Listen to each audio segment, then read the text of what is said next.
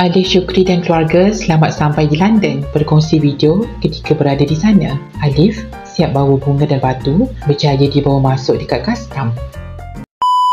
Welcome to London. Hi, welcome to London. Rombongan Mak Jemaah. Kerana kita nak berberatur kat sini. Tak beratuk dia. Happy-nya anak abah. Happy-nya dia. Sana anak abah happy tak? Tak, kalau happy tak kira abah pun. Kata-kata ni. Sampai ambil luggage. Kita nak keluar. Papa dengan Lokman say hi. Yang menakutkan dia adalah lepas tak ketam kita bawa belacan, udang, ketam, pokok bunga, batu. Lagi apa yang awak kita bawa? Kita bawa punya pasu, pokok, 1, 2, ya Allah banyaknya. Lepas juga Puan Nadia airnya. Ya Allah. Kita kat Papa kat London. Papa kat cakap ni sudah Papa dekat London.